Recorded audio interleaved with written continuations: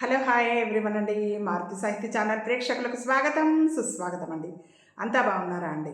మేమంతా బాగున్నామండి. ఈరోజు మన మారుతి సాహిత్య ఛానల్లో వినాయక స్వామి వారికి సంబంధించి శ్రీ డుండి రాజభుజంగ ప్రయాత స్తోత్రం విందామండి. స్వామివారి ఆశీస్సులు మనందరికీ ఎల్లవెల్లలా ఉండాలని మనస్ఫూర్తిగా కోరుకుంటూ విందామండి. శ్రీ డుండి రాజభుజంగ ప్రయాత స్తోత్రం.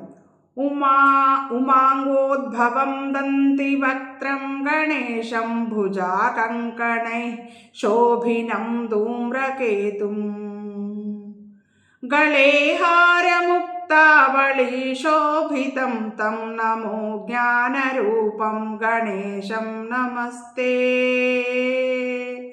गणेशं वदेत्तं स्मरेत् सर्वकार्ये स्मरन् सन्मुखं ज्ञानदं सर्वसिद्धिम् मनश्चिन्तितं कार्यमेवेषु सिद्ध्ये नमो बुद्धिकान्तं गणेशं नमस्ते।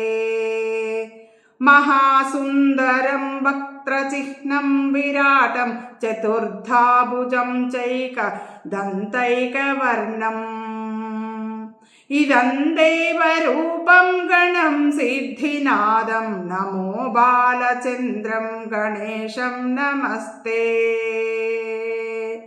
ससिन्धूरसत्कुङ्कुमैस्तुल्यवर्ण स्तुतैर्मोदकैः प्रीयते विघ्नराजः महासङ्कटच्छेदकं धूम्रकेतुं नमो गौरीपुत्रं गणेशं नमस्ते।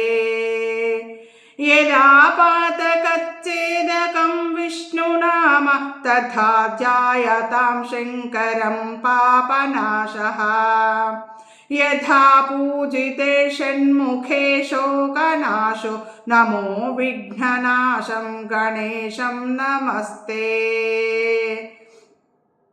सदा सर्वदा ध्यायतामेकदन्तं सुसिन्धूरकं पूजितं रक्तपुष्पैः सदा चर्चितं चन्दनैः कुङ्कुमाक्तं नमो ज्ञानरूपं गणेशं नमस्ते।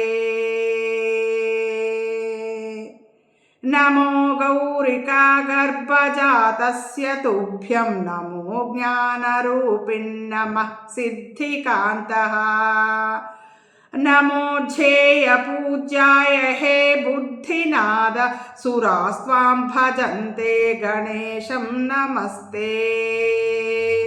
भुजङ्गप्रयातं पठेद्यस्तु भक्त्या प्रभाते जपे नित्यमेकाग्रचित्तः क्षयं यान्ति विघ्ना दिशः शोभयन्तं नमो ज्ञानरूपं गणेशं नमस्ते। इति श्री డుండిరాజభుజంగ ప్రయాత స్తోత్రం సంపన్నం. స్వామివారి ఆశీస్సులు మనందరికీ ఎల్లవెల్లలా ఉండాలని మనస్ఫూర్తిగా కోరుకుంటూ మనందరం ఆనందంగా ఆరోగ్యంగా సుఖంగా సంతోషంగా ఎల్లవెల్లలా ఉండాలని స్వామివారిని వేడుకుంటూ మీ అందరి ఆశీస్సులు ప్రేమ ఆదరాభిమానాలు మన మారుతి సాహిత్య ఛానల్కి ఎల్లవెల్లలా ఉండాలని మనస్ఫూర్తిగా కోరుకుంటూ ఉంటానండి. మీ మారుతి సాహిత్య ఛానల్.